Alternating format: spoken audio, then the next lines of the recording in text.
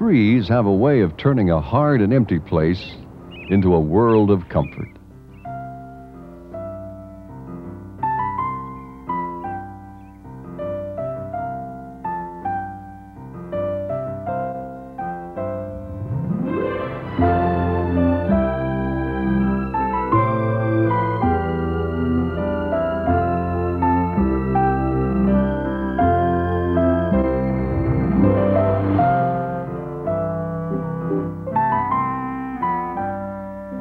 Wherever they've settled to create towns and cities, people have put down roots in more ways than one for a long time.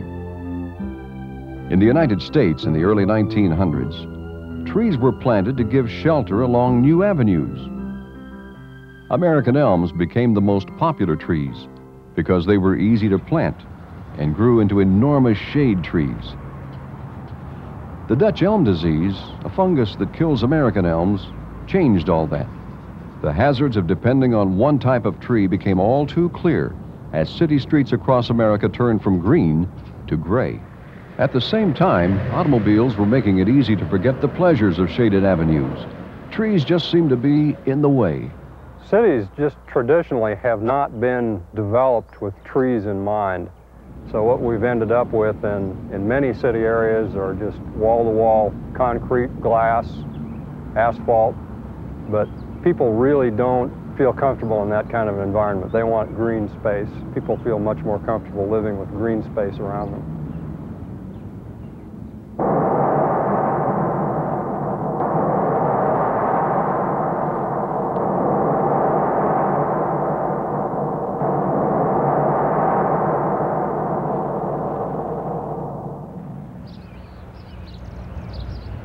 Years ago, this spot was covered with concrete. It was a place that shut out the natural world.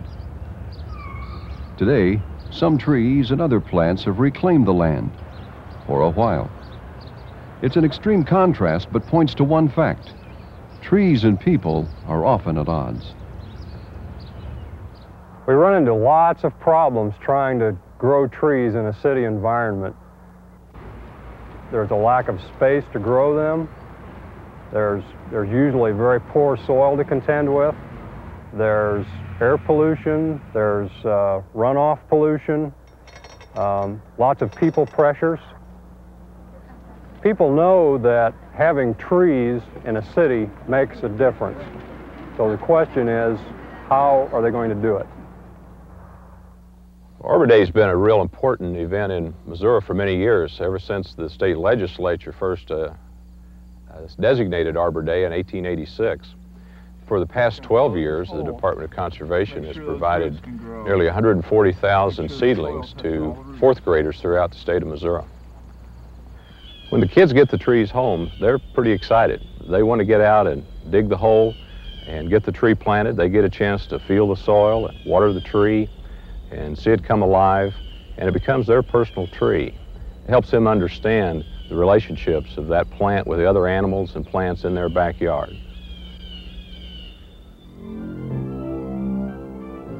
I'm really pleased about the enthusiasm we're seeing from adults about tree planting. We've had a planting near Kansas City in the shape of a heart representing the Heartland Forest. We've had over 10,000 trees planted on Earth Day along the riverfront in St. Louis.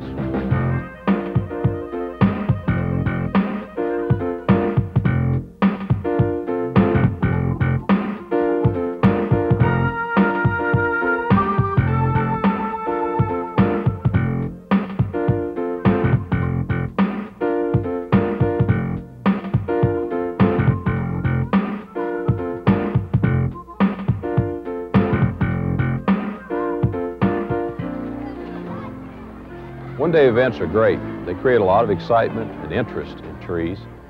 But if we're really going to be successful in maintaining healthy trees and vigorous trees in our cities and urban areas, it takes a long-term commitment to the maintenance and care of those trees. People coming from the east and the west to visit Kansas City or passing through Kansas City are amazed sometimes because they think it's going to be just like Kansas out there, no trees and the plains. But Kansas City is fortunate in having over 500,000 trees on city streets And on boulevards, we have over 40,000 trees. We have over 500,000, we estimate, in park areas.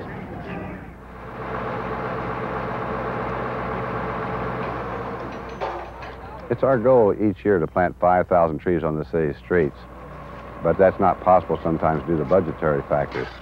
Those trees that are planted are watered every 10 days the first growing season because it's very important in establishing the newly planted tree. In having a good urban forestry program, it's not only planting the tree, but it's also the maintenance comes involved. That's watering, pruning, and removing the trees when they are dead or in the stage of decline or have disease. Each summer, we hire students in forestry or horticulture to inspect our trees throughout the city. We usually lose around 1,200 trees to Dutch elm disease and dieback and just normal causes. Kansas City has a heritage of trees. It's a heritage that we want to continue, but it's not just the planting of the tree, it's the maintenance that comes involved that you have to take into account, and a lot of people forget that that is costly also. In most cities, the job of taking care of trees falls to a utility or parks department. Few cities are so committed to their trees that they keep a forester on staff. University City is not a large community with a large budget, but yet we have residents that care enough about trees that we have an active forestry program. With 30,000 trees, we don't have a lot of budget for manicuring, but we do take out all dead trees as required and continue to prune and maintain all of our old trees as well as plant over 400 new trees each year. We plant a lot of our own trees. We plant many different varieties for diversity, not only for the resistance from disease and insects, but also so that we can draw upon the different features of the trees, the flowers, the textures of the leaves, different fall color, and we can have beautiful trees throughout our city. In addition to the benefits from our living trees, we try to use all parts of the trees, including the leaves that fall in the autumn. We collect them from our streets and compost them by making large windrows and turning and aerating them until we can have a nice humus product. We sell this leaf mulch to contractors, nurserymen, and provide it free to our residents to add to their flower beds and their gardens. If we do have to take a tree down, we also recycle the wood and the wood chips, and we have a large pile in the park available to residents for their use and pick up. Our forestry division has been in existence for over 30 years, planting, maintaining, and removing trees so that we have a valuable resource for our community. Not every town has a history of caring for its trees to build on, but everyone has to start somewhere. I got into it and I started going around looking at the particular sites where I was going to plant the trees, and when we actually got to putting the stakes down, people were actually coming out of the houses asking, what are you going to do? And when we told them, they wanted trees. In our first planting, we planted 5 different types of trees so that we wouldn't have the disease problem again that we'd had in the past. And I found out that it was crucial that if you're going to plant trees, you should plant more than one type, because if a disease or a parasite come through, it wipes that your entire block out. So I decided, I was told I could go with a minimum of 3, but I decided to be on the safe side to go with a maximum of 5. These trees are Canadian hemlock trees. We also got a matching grant where we planted trees at City Hall to conserve energy. Another project we planted was on low-income housing. We planted trees to conserve energy on those streets. The citizens got so enthused of it, and we were having requests for people who actually wanted trees, that the board members decided to put more money out of the city funds, general revenue, into the budget for coming trees for planting this fall. So I'm real excited about that. And some of the other board members have gotten just as excited about the trees as I have now. I just love trees. I think they are beautiful. I love walking under the trees, feeling the breeze blow on you. It's just a wonderful place to be. It just adds beauty to your community. Tim and Jerry, we're trying to solve a problem with the looks down in here of maybe trying to hide the cement and make this more attractive. Even a grove of cypress trees in this bottom would do well, and they would cover up these concrete structures pretty well. A community that is interested in having green space and trees should think of approaching the problem in a series of steps. One would be to assess what green space and trees are existing in the community presently. Then figure out where you want to be in the future. What should the trees be like? And thirdly, to devise a plan on how to get there. The choices made today will affect the way our cities look tomorrow. Trees can help in several ways. They can enhance places to go to enjoy the outdoors. They can be homes to all kinds of animals. They can help to screen out the busy sounds of urban life.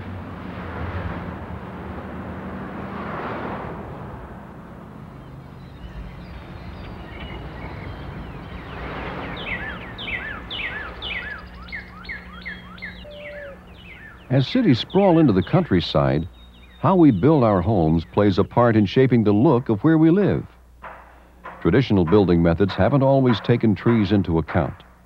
But as more home buyers are willing to pay for a green landscape, more builders are putting effort into saving the trees. Basically what we tried to create here was a site that looked like it was old and established.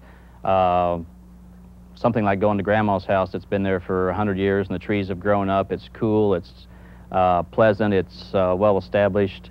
On the lots we have out here, also the lots with trees on them, with the first lots to sell, that the price was higher and people are willing to pay for the trees. And then if the builder's willing to build on the lot and save the trees, it's that much better. One of the best ways to save the trees too during construction is not to stack the dirt around the trees. We haul it out to a close site, and that way we avoid heavy equipment compacting the dirt around the trees and the roots near the surface, which will eventually kill the trees. We tried to stay away from the roots with all the utilities. We concentrate those into one area. Something that has to be worked with, but it's well worth it. It's not that much more expensive. I figured maybe $5,000 more on a lot to completely save all the trees, but like I say, you can't replace the landscaping like this for $5,000.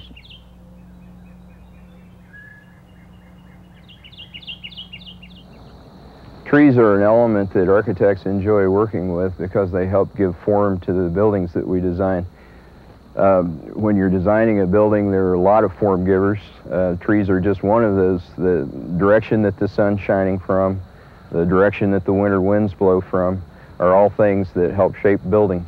On the south side of the house, the deciduous tree helps block the summer suns when it has its leaves on. And when it loses its leaves in the wintertime, it allows the sun to enter the house and therefore help heat the house.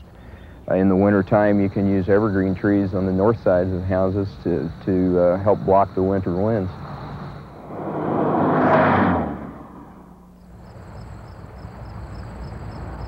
Of course, if there are no trees in an area where you want some, then you'll have to plant. And that's when some important choices are made. Some of the factors that we would want to take into consideration in selecting a tree for planting would be, number one, the overall size and shape that the tree would attain at maturity. Those would be very important.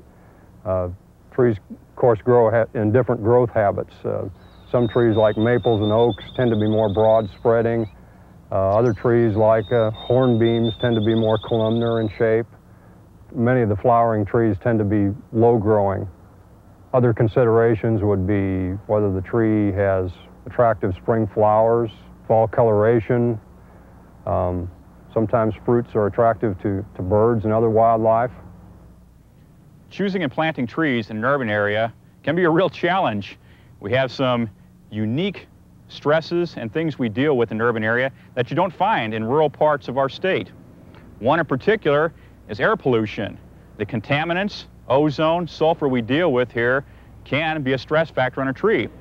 I just want to know if I can save the tree. Is it going to die? It's losing its green color. Yeah, there shouldn't be any real problem with saving it. What you're experiencing, I know it's probably no comfort to you. We've seen a lot of it over the past couple weeks. It's an ozone problem. It's an environmental problem rather than our typical insect or disease problem. It's due to environmental pollutions, air pollutions in particular, sulfur compounds going in the atmosphere. And in the St. Louis area, we've got a lot of that with the airport and the heavy industries and coal being burned and stuff.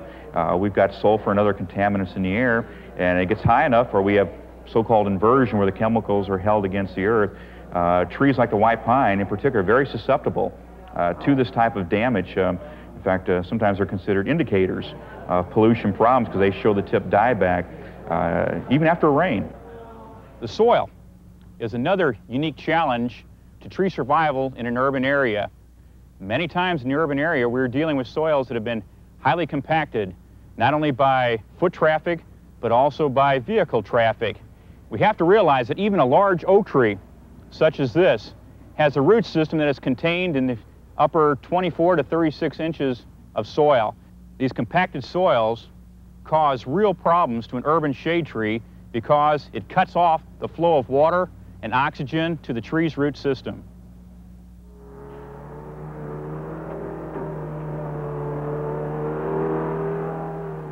Life close to people can be tough on trees, but with the right care, they can grow and grow and grow. Putting a tree in the ground is only the beginning. If it has the right features for a particular spot, maintaining it is less of a problem. But a forest, or even a single tree, is always changing, so the right care is essential to keeping a community green.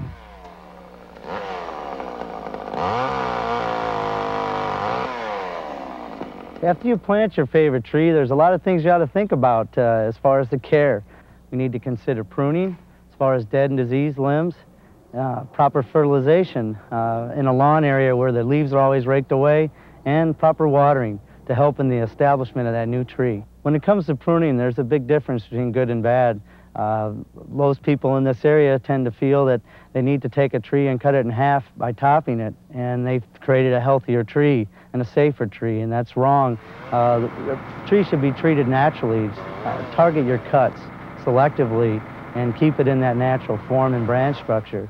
It's important to remove dead and extremely sick trees that looks like there's no way of saving, for the fact that we're getting rid of all the disease and insect infestation that can spread to that same species again. Interest in community tree programs has actually grown to the point where it's getting hard to get a lot of communities and people to cut trees in any form, pruning, takedowns, whatever else. But in urban forestry, we know it's a very real part of urban forestry is pruning, maintenance, and actual takedown of hazardous trees.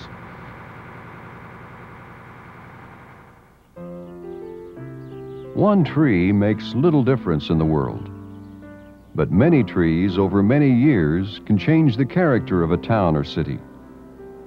The desert-like heat of acres of concrete can be transformed into a kind of oasis. It just takes the right trees in the right places, given the right kind of care. And of course, it takes the people who care enough to make it happen. Glasses right off. The insect is extremely feeble, and you knock it off, it's probably pretty well finished off. But I've heard a lot of people do kind of an environmental way to control it.